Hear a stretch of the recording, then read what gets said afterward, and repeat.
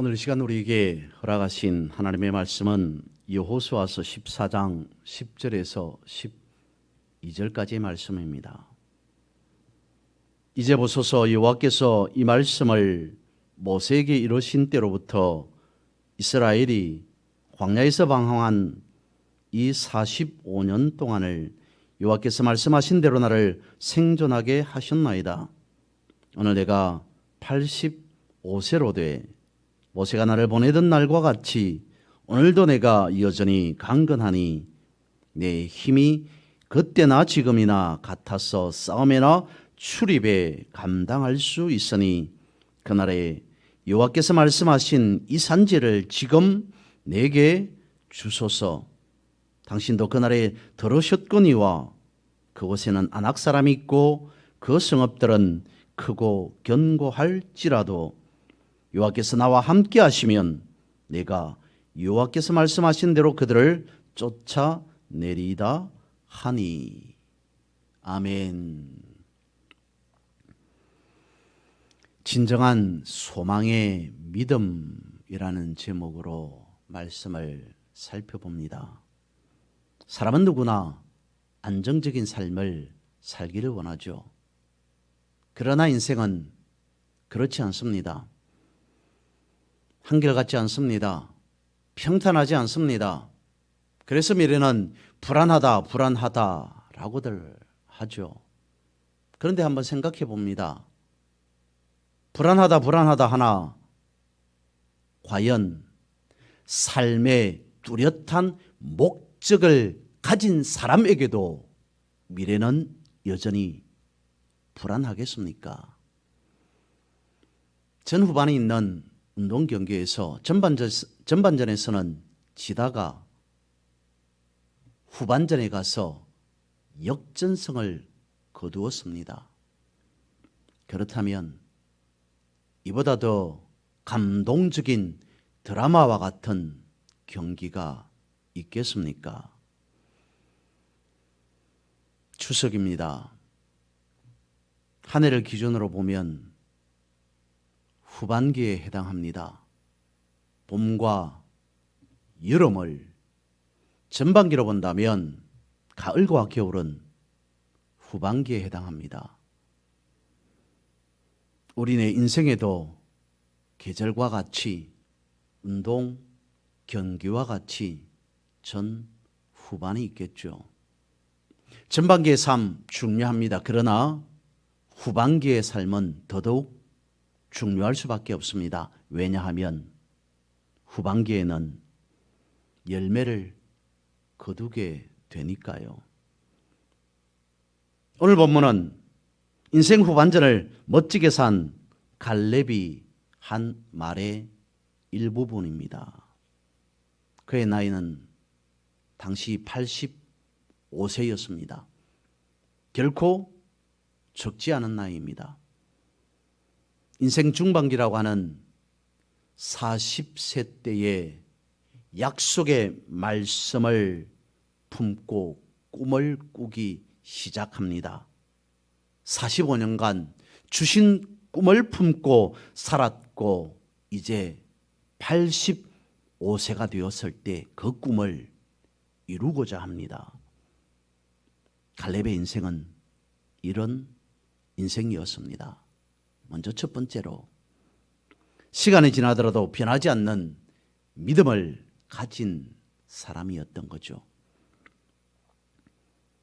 45년 정도 되면 그것이 무엇이든지 간에 다 잊어버리게 되죠.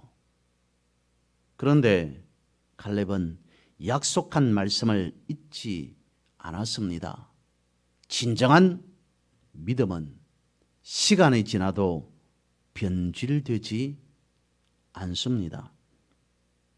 그 사람은 후패하더라도 속 사람은 날로 새로워진다라고 하는 말씀과 같은 거죠. 갈렙은 40세 때나 85세가 된 지금이나 하나님의 말씀을 믿는 믿음에 있어서만큼은 변함이 없었습니다. 아름답고 좋은 열매를 맺는 믿음이라고 하는 것은 세월이 가더라도 변함없는 믿음 아니겠습니까? 만약 갈렙이 85세 아니 95세 105세가 되었다 하더라도 그의 믿음에는 변함이 없었을 겁니다. 오히려 인생 후반기로 가면 갈수록 그의 믿음은 더욱 단단해졌습니다. 두 번째로는 후반전의 승리를 위해 탁월한 전략을 가지고 있었습니다. 두려움을 없애는 전략이었습니다. 갈렙은 하나님이 도와주실 것을 믿었습니다. 그래서 두려움이 없었습니다. 갈렙은 하나님은 약속의 하나님인 줄 알았던 거죠. 갈렙은 모세의 입을 통해서 전달된 하나님의 약속을 기억하고 있었습니다. 그리고 45년 동안 광야에서 자신을 살려둔 이유를 10절에서 말합니다. 이스라엘이 광야에서 방황한 이 45년 동안을 여호와께서 말씀하신 대로 나를 생존하게 하셨나이다. 갈렙은 말씀을 믿음으로 기억하고 있었습니다. 놀라운 것은 12절에 있는 말씀이죠. 이 산지를 지금 내게 주소서라고 하고 있습니다. 갈렙이 달라고 하는 산지는 헤브론이었습니다. 헤브론은 말 그대로 산지로 되어 있었고 견고한 성벽으로 둘러싸여져 있는 곳입니다. 뿐만 아니라 당시 거인으로 알려진 아낙 후손들이 살고 있었던 땅이 바로 헤브론이었습니다. 가나안 정찰 이후 이스라엘 백성들이 저들로 메뚜기와 같다라고 한 대상이 바로 헤브론 사람들이었습니다. 헤브론을 점령하려면 견고한 성벽을 무너뜨려야만 했습니다. 뿐만 아니라 거인 아낙 사람들과 싸워서 이겨야만 차지할 수 있는 땅이 바로 헤브론이었습니다. 보통 난관이 아니라는 거죠. 두려울 수밖에 없습니다. 헤브론 근처로는 가고 싶지도 않습니다. 다른 사람 같으면 꺼려하는 땅이 바로 헤브론 땅이라는 겁니다. 그런데 사실 헤브론은 그런 땅이 아닙니다. 거룩한 땅입니다. 아브라함이 가나안 남방에서 처음으로 하나님 앞에 제단을 쌓았던 곳이 바로 헤브론이었고요. 갈렙에 있어서는 후대가 되겠습니다만 다윗에게 있어서도 헤브론은 거룩한 땅이었습니다. 그는 7년 반을 헤브론에서 통치를 합니다. 그리고 거기에서 배운 것이 순종과 인내였습니다. 그리고 난 이후 33년을 예루살렘에서 통치를 하게 되는데 다윗의 기억 속에 있는 헤브론은 마치 모판과 같은 곳이었습니다. 다윗에게 있어서 헤브론은 어머니의 품과 같은 곳이었습니다. 갈렙에게도 헤브론은 마찬가지입니다. 헤브론을 얻기 위하여서 45년간을 기다리고 또 기다려왔습니다. 그간 산전수전 모든 것을 다 경험하였습니다. 갈렙이 45년간 세운 전략은 다름 아닌 바로 소망이었습니다. 이제 헤브론 정도는 감당하고도 남을 만큼의 확신이 있었습니다. 갈렙에게 헤브론은 하나님의 약속의 열매를 거두는 땅이었던 거죠. 세 번째로 갈렙은 넓지 않는 소망을 가진 인물이었습니다. 갈렙은 85세였지만 그의 기상과 기백, 그의 용기와 믿음, 그것은 마치 청년과 같았습니다. 소망이 있었기에 그의 믿음은 청춘이었습니다. 갈렙이 젊게 산 비결은 바로 소망을 붙잡고 살았다는 겁니다. 소망을 붙잡고 사는 사람은 늙지 않습니다. 갈렙은 45년간 소망 하나 붙잡고 달려왔습니다.